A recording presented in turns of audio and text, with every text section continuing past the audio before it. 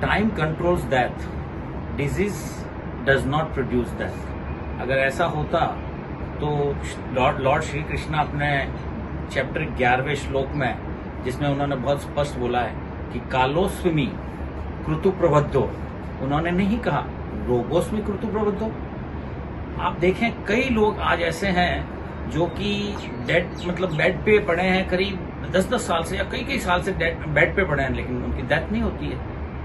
अगर ये पैनिक को दूर करना है और ये डेथ को दिखाना ही है तो फिर साथ में दूसरी डेथ भी दिखाएं, जैसे एडवर्स ड्रग रिएक्शन से या डायबिटीज से या हार्ट फेल से या और भी दूसरी बीमारी से, कैंसर से जो लोग मरते हैं उनके भी नंबर्स दिखाने शुरू कर दें, ताकि फिर लोगों में ये चीज सब्सिडाइज हो जाएगा कि भाई ऐसा नहीं है इतना, तो लोग उसको भूलना शुरू करेंगे, तो अपनी हेल्थ के ऊपर ज्यादा ध्यान देंगे, पैनिक नहीं होंगे। अगर आप मेरी चैनल फॉलो करते हैं तो शायद आप राजेश जैन को जरूर जानते होंगे। He is one of the forces behind the Prajna Institute of Yoga and Allied Sciences or PIAS, a non-profit holistic health center in Bangalore that offers treatment with yoga, naturopathy, Ayurveda and spirituality supported by allopathic diagnostic services. जब से corona virus pandemic शुरू हुआ है तब से Dubai में बसे राजेश जैन ने खुद कई पेशेंट्स की मदद की है और सिर्फ डाइट, एक्सरसाइज और पॉजिटिव थिंकिंग के जरिए उन्हें ठीक किया है। फरवरी 2020 में राजेश जैन ने कहा था कि कोरोना वायरस एक एयरबॉर्न डिजीज है और आज यही बात वर्ल्ड हेल्थ ऑर्गेनाइजेशन ने भी मानी है। कोरोना से जूझ रहे लोगों को हेल्प करने के लिए राजेश जैन हमेशा तैयार रहते हैं और अब तक लगभग 400 से भी ज़्यादा पेशेंट्स को उन्होंने प्यास के डॉक्टर्स के साथ मिलकर सही गाइडेंस और ट्रीटमेंट दिलवाई है, and all of it completely free of cost.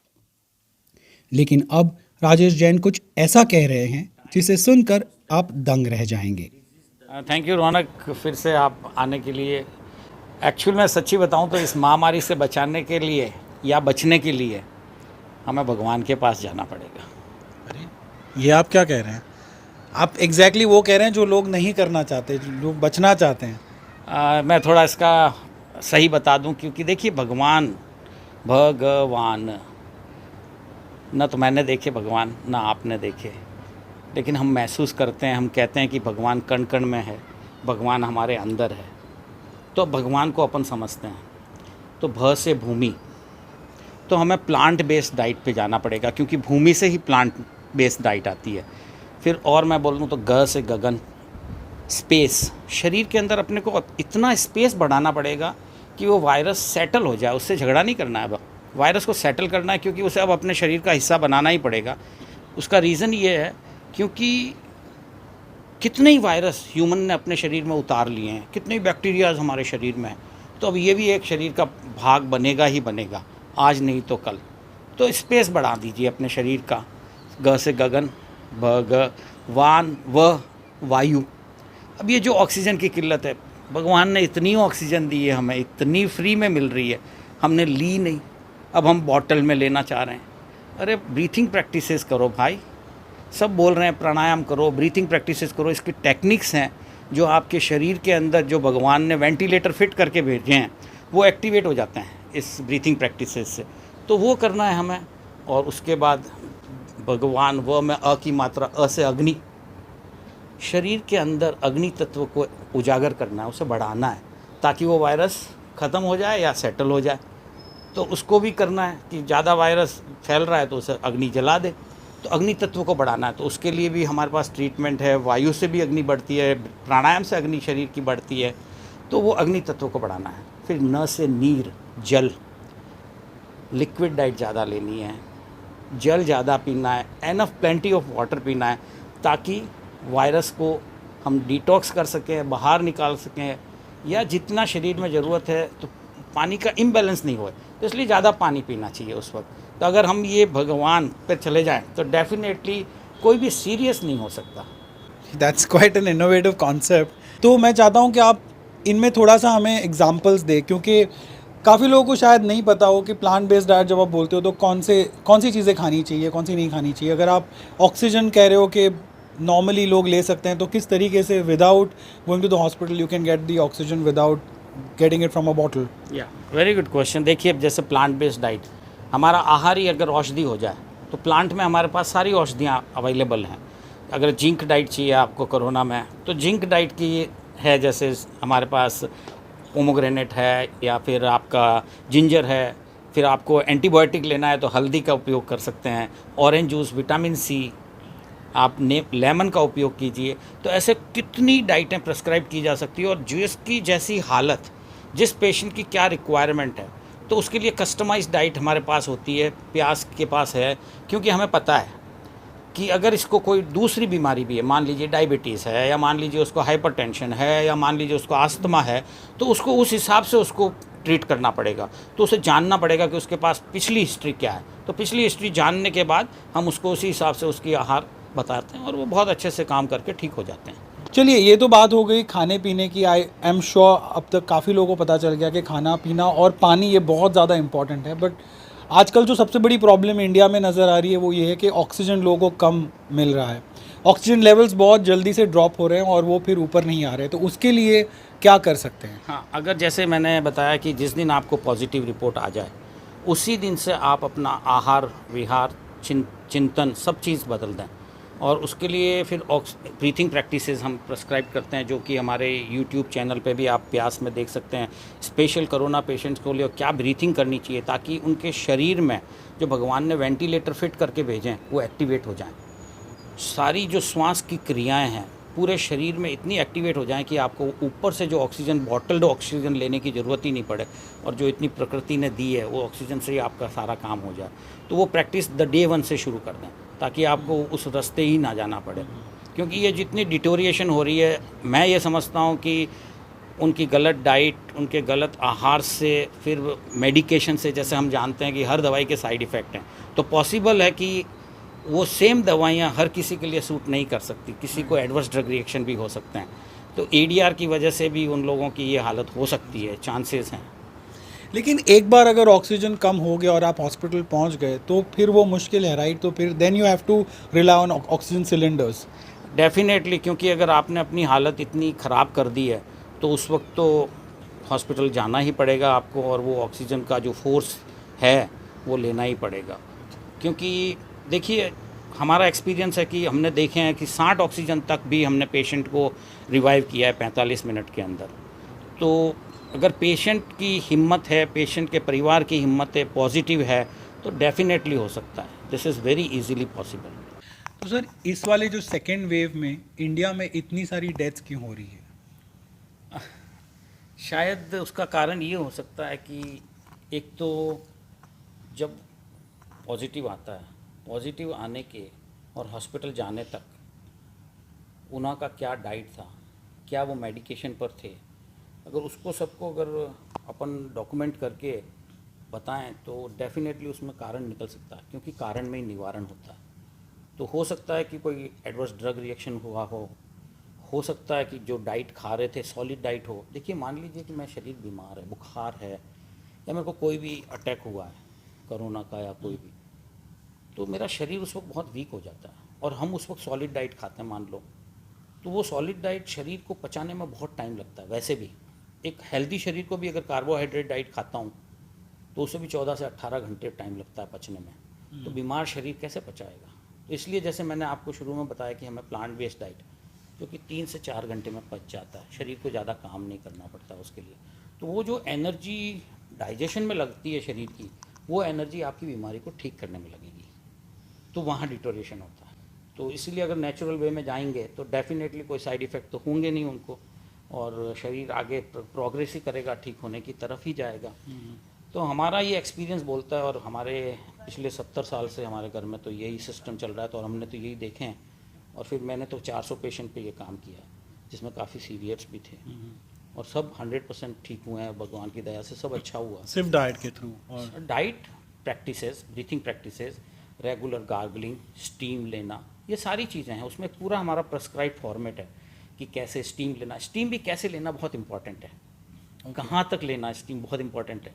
मुंह से कितना सक करना, नाक से कितना सक करना, कानों तक लेना, चेस्ट पे लेना, तो वो सारी चीज़ आती है, नेक पे लेना। तो एक स्टीम का भी हमने वीडियो बनाया हुआ, तो वो भी आप उसमें देख सकते हैं कि कैसे स्टीम लेनी है। तो गार्गल करना है, अब जैसे गार्गल भी हर एक को करना नहीं आता, गार्गल बोल देते हैं कि हमें गार्गल करना है, लेकिन करना कैसे, तो वो भी सिखाया जाता है। डे 1 से अगर वो पॉजिटिव आए और पेशेंट करे, तो मेरे को ऐसा लगता है कि डेफिनेटली वो हालत ना जा हो सकती कि उनको हॉस्पिटल या ऑक्सीजन की ज़रूरत पड़ेगी। ओके, लेकिन जो इतना वाइड स्प्रेड जो पैनिक फैला हुआ है इंडिया में, उसको लेकर आप क्या कहना चाहते हैं? देखिए भाई साहब, ऐसा है कि अब इसके अंदर एक कहानी याद आती है। एक बहुत बड़े फिलोसफर ने अपने एक लेक्चर में, प्रवचन में एक बात बोली थी कि एक साधु महात्मा को एक गांव में रात को एक काली छाया दिखी, तो उन्होंने उस काली छाया को रोक के पूछा, है भाई कौन है तू? तो उसने बोला, मैं मौत हूँ। तो कहा, भाई यूँ यहाँ क्यों आई है? मुझे यहाँ से 500 लोगों को लेके जाना है। ये बात पूरे गांव में, पूरे शहर में फैल गई। कुछ दिनों में लोग मरने लगे, तो 500 की जगह करीब 5000 लोग मर गए। तो जब साधु महाराज ने वापस उस काली छाया को देखा और रोक के पूछा, ए भाई ये क्या कर दिया तूने? तो 500 ही बोला था, ये तो 5000 ले गई तू। तो उन्होंने बोला, मेरे को तो 500 ही ले जाने थे, लेकिन ये हवा इतनी फैला दी है आप लोगों ने अपने भीतर ही, और इतना पैनिक और आप इतने भय में आ गए, तो मैं क्या करूं? इतने भय में आप खुद ही मर गए। तो जब अपन भय में जाते हैं या हम पैनिक करते हैं, तो हमारा ऑक्सीजन लेवल भी कम होता है, हमारे शरीर की इम्यूनिटी भी घटती है। तो ये सारी चीज़ें होती है। तो इसका कोई पैरामीटर तो नहीं है, लेकिन डेफिनेटली साइंटिफिकली कहीं ना कहीं तो ये प्रूव हुआ होगा कि आप फियर में इम्यूनिटी घटती है। अच्छा, हाँ, तो फियर में नहीं रहना है बट इसमें। इजंट इट नेचुरल कि फियर, इतनी सारी चीज़ हम देखते हैं तो फियर तो होता ही है। हाँ, तो इसी को तो हमें, देखिए माइंड का कंट्रोल बहुत बड़ा Mind over काम matter. करता है। माइंड ओ मैटर, तो वो हमें ही करना पड़ेगा। देखिए इसके अंदर कोई डॉक्टर भी आपकी हेल्प नहीं कर सकता, वो हमें करना पड़ेगा। मेरे फादर कहते थे, हेल्थ, गुड हेल्थ और मोक्ष स्वयं में रहने से ही मिल सकता है, कहीं बाहर नहीं मिल सकता। तो अब स्वयं में रहना सीखना पड़ेगा। मेरे को तो लगता है ये कोरोना पूरे वर्ल्ड को वेलनेस ज़रूर सिखा देगा कि कैसे अपने आप को वेल रखना है। अब इलनेस की थ्योरी को हमें बंद करना पड़ेगा और हमें वेलनेस की तरफ अपना पैर आगे बढ़ाना पड़ेगा। सर, तो बेंगलोर में आपका होलिस्टिक सेंटर है पियास, और फिलहाल जो रिपोर्ट्स आ रहे हैं कि बेंगलोर में भी हालत काफ़ी ख़राब है, तो किस तरीके से हेल्प कर रहा है पियास लोगों की? जो भी प्यास से कनेक्ट करता है अपना आप को, उसको डेफिनेटली प्यास हेल्प करता है, लेकिन वर्चुअली, क्योंकि अभी तक गवर्नमेंट ऑफ इंडिया ने नेचर क्योर हॉस्पिटल्स को परमिशन नहीं दी है। तो अगर नेचर क्योर हॉस्पिटल को परमिशन दे, तो मुझे लगता है कि सारे नेचर क्योर के डॉक्टर्स इसमें बहुत अच्छा रोल प्ले कर सकते हैं अपना, क्योंकि उन्हें इस बात की समझ है कि शरीर को कैसे ठीक करना। क्योंकि मैं तो अपने एक्सपीरियंस से कह सकता हूँ, क्योंकि मेरे घर में तो 70 साल से ये चलता आ रहा है और 4 जनरेशन से हमारे घर में दवाई नहीं है या कुछ भी नहीं है। तो जब ये महामारी आई तो कभी काफ़ी विचार आए मन में, तो और उस पर काम भी शुरू किया। जहाँ जहाँ लोगों ने अपनी इच्छा जताई कि मुझे नेचर वे में ठीक होना है, तो हमने पूरी उनको हेल्प की, और प्यास कटिबद्ध है इसके लिए, वो हेल्प करेगा। ओके, तो आपको लगता है कि अगर गवर्नमेंट नेचुरोपैथी और नेचुरल हॉस्पिटल्स को अगर ज़्यादा इम्पोर्टेंस दे और इस फाइट में आगे लाएं, तो जो हेल्थ के इंफ्रास्ट्रक्चर पर इतना ज़्यादा प्रेशर आ रहा है इंडिया में, उनको रिलीफ थोड़ा मिल सके? डेफिनेटली इसमें अगर दोनों मिलके काम करते हैं, मेडिकल साइंस और ये नेचर क्योर, क्योंकि देखिए नेचर क्योर कोई नई चीज़ नहीं है, प्रकृति तो बहुत पहले की है। तो मैं तो वही कह रहा हूँ कि प्रकृति की शरण में जाना चाहिए अपने को। और आज की जो मॉडर्न साइंस है और एशियन साइंस हमारी, दोनों अगर मिल जाएं तो डेफिनेटली मैं नहीं समझता कि कोई भी मरेगा। तो दोनों को मिलना ज़रूरी है इस वक्त। तो अगर सरकार इन लोगों को भी परमिशन दे दे तो काफ़ी अच्छा काम हो सकता है, जो मेरा एक्सपीरियंस बोलता है। तो ये करना चाहिए सबको डेफिनेटली। तो इतनी सारी चीज़ें हो रही है, इतने सारे कंट्रीज़ इंडिया को हेल्प कर रहे हैं, but how you think things can change for better? Actual में मैं ये समझता हूँ कि देखिए कितनी कंट्रीज़ काम कर रही हैं, कितनी आगे फ्रंट में आई हैं। कोई वैक्सीन भेज रहा है, कोई ऑक्सीजन भेज रहा है, कितने चैरिटेबल ऑर्गेनाइजेशन काम कर रहे हैं और लोगों से, पब्लिक से भी पैसा इकट्ठा कर रहे हैं, और सब कोई ऑक्सीजन भेज रहा है, कोई वेंटिलेटर्स भेज रहा है, कोई कुछ भेज रहा है, कोई दवाइयाँ भेज रहा है। मैं कहता हूँ कि अगर इतने सारे चैरिटेबल ऑर्गेनाइजेशन, जैसे मैंने भगवान बोला कि भगवान के पास भेजना शुरू कर दें, लोगों को समझाना शुरू कर दें कि कैसे हम प्रकृति के पास जा सकें, कैसे हम नेचुरल वे में ठीक हो सकते हैं। अगर सारे चैरिटेबल ऑर्गेनाइजेशन और सारी ऑर्गेनाइजेशन उस पर भी काम करना साथ साथ में शुरू कर दें, तो थिंग्स कैन ड्रास्टिकली चेंज। देखिए आज ये महामारी है कोविड की, अगर आप हिस्ट्री देखें तो हर 10-20 साल में कुछ ना कुछ आता है। हमें भूलने की आदत है, हम पिछला भूल जाते हैं, फिर वापस नए में पड़ जाते हैं और फिर वही एक से 99 की दौड़ में लग जाते हैं हम लोग। तो ये बहुत ज़रूरी है कि हमें पिछली चीज़ों से समझ के अभी काम करना चाहिए कि आगे भी ये चीज़ें आ सकती है और इससे भी ख़राब हो सकता है। तो उससे मनुष्य अपने आप को कैसे अच्छे रख सके, उस पर भी हमें काम करना चाहिए और उस पर सबको सोचना चाहिए। और फाइनली सर, पोस्ट कोरोना जिनको कोरोना हो जाता है, उसके बाद जब वो रिकवर कर लेते हैं तो उसके बाद जो प्रॉब्लम्स अगर कोई आती है तो उसके लिए आप क्या कहना चाहते हैं? नहीं, उसके बाद में बहुत प्रॉब्लम आ रही हैं। जो रिकवर होके जो हॉस्पिटल से घर जा रहे हैं उनकी वीकनेस महीनों तक रह रही है। कईयों के B12 लेवल बहुत घट जा रहे हैं, विटामिन D कम हो जा रहा है। तो उसके लिए प्याज के पास बहुत अच्छा ट्रीटमेंट्स है, जहाँ B12 आपके बहुत fast without taking any supplements, vitamin D without taking any supplements, उनके पास में सारे उसके इलाज हैं, उसके पासवर्ड्स हैं कि कैसे ह्यूमन इसको बढ़ा सकता है। एक्चुअली बेसिकली हमारे शरीर में सारे तत्व मौजूद हैं, उसको हमें एक्टिवेट करना आना चाहिए, उसका राइट पासवर्ड हमें जानना होगा। तो वो पासवर्ड उनके पास है और वो बताते हैं डॉक्टर्स, और उसके बहुत अच्छे रिजल्ट हैं। और कई लोगों में ये अच्छा पाया गया है कि उनकी वीकनेस 15-15 दिन में बहुत अच्छी ठीक हो गई, किसी की 7 दिन में हो गई, किसी की 20 दिन में हो गई। क्योंकि देखिए सबका शरीर अपना अपना होता है, कोई जल्दी रिकवर करता है, कोई लेट रिकवर करता है। रिसेंटली ऐसे कौन से बहुत ज़्यादा सीवियर केसेस थे जिनके बारे में जानना बहुत ज़रूरी है? देखिए, एक्चुअल में इसमें मैं आपको 2 चीज़ बताना चाहूँगा कि डेफिनेटली करीब 400 लोगों को तो मैंने यहाँ पर्सनली मिल के उनसे बात करके ठीक किए हैं और उन्होंने बहुत अच्छे से काम किया है। लेकिन प्यास ने तो कम से कम आप ये समझिए कि हज़ारों लोगों को ठीक किया होगा। मुझे तो नंबर्स नहीं पता स्टैटिस्टिक्स उनकी, लेकिन मैं यहाँ पे तो किया हूँ तो मुझे पता है। और मैंने ये देखा है कि एवरी पेशेंट में अलग अलग सिम्टम्स होते हैं, एक सिम्टम नहीं होते। बीमारी का नाम तो एक है, किसी को बहुत ज़्यादा कॉफिंग होती है, किसी का बहुत हाई फीवर होता है, किसी को तो आप मानोगे नहीं -5 डिग्री टेम्परेचर था, 93-94 डिग्री। उसको भी हमने एड्रेस किया और बहुत अच्छे से ठीक किया। ऑक्सीजन की एक बंदे को तो जैसे मैंने आपको बताया था कि 60 हो गई थी। एक बंदे को तो चेस्ट में पैचेस थे बहुत सारे, मतलब उसको निमोनिया था ऑलमोस्ट, और वो भी बहुत जल्दी रिकवर हुआ। उसने तो 10-12-15 दिन तो खूब दवाइयाँ खाई। फिर मैंने उसको बोला, देखो भाई, 2 बोट पे सवार नहीं होना, या तो आप नेचर वे में जाओ या फिर मेडिसिन्स लो। तो उसने बोला नहीं, मैंने मेडिसिन्स लेके तो देख लिया, कुछ हो नहीं रहा, तो शायद मैं नेचर वे में। तो मैंने कहा आप ट्राई कीजिए, अच्छा हो जाएगा, क्योंकि इसमें कोई साइड इफ़ेक्ट तो है नहीं आपके। उन्होंने करना शुरू किया, उनको डे 2 से ही उनको फ़ायदा लगने लगा अपने शरीर में।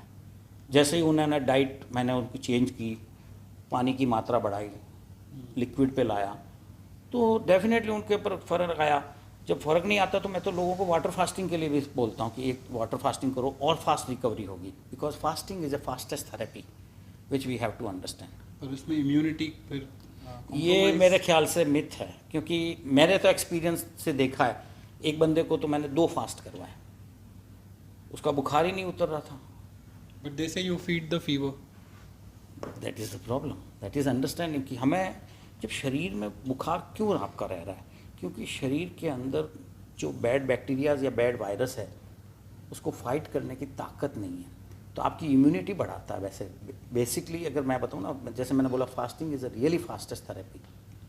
तो ये चीज़ें ऐसी है ना कि experience and realise, case to case है। तो मैं देखता हूँ कि वो कर सकता है, उसकी इम्यूनिटी अच्छी है, उसके अंदर इतनी वीकनेस नहीं है, तो उसको बोलता हूँ। नहीं तो लिक्विड डाइट पे रखते हैं और उसको सब प्रकार की डाइट देते हैं ताकि उसकी वीकनेस बढ़े नहीं और वो अच्छे से कर सके। और जितने भी पेशेंट पर मैंने काम किया, आप किसी से भी बात करके देख लीजिए, everybody has done fantastic. Even एक लेडी तो मतलब 10-15 दिन से मेडिसिन ले रही थी, उसकी हालत बहुत बिगड़ गई थी। तो इनफैक्ट उसने तो मेरे को ये बताया कि डॉक्टर्स ने बोला कि शायद बचे ना बचे, उसने अपने शेयरिंग में बोला है, मुझे नहीं पता। लेकिन जब हमने काम शुरू किया तो फर्स्ट 3 दिन लगा उसको थोड़ा जोर पड़ा, बिल्कुल ड्रास्टिकली चेंज थी डाइट उसके लिए, सब कुछ चेंज कर दिया, मेडिसिन बंद करवा दी थी। तो फिर उसके बाद उसकी बहुत अच्छी रिकवरी हुई और 7 डेज़ के बाद तो शी वॉज वेरी फाइन। तो ऐसे भी हैं, कई लोग हैं, डिफरेंट है, क्योंकि ये बीमारी में एक सिम्टम नहीं होता, डिफरेंट सिम्टम्स होते हैं, तो उसको डिफरेंट एड्रेस करना पड़ेगा। एक बार फिर आपसे मिलकर बहुत अच्छा लगा और ये समझ में आई बात कि नेचर में ही सारे सॉल्यूशंस हैं और अल्टीमेटली जैसा आपने कहा कि अगर जल्दी भगवान के पास जाने से बचना है तो अभी भगवान के पास चले जाओ, बिल्कुल राइट? प्रकृति ही भगवान है, क्योंकि हमारे कण कण में भगवान है, हमारे अंदर भगवान है। Thank you so much sir, once again.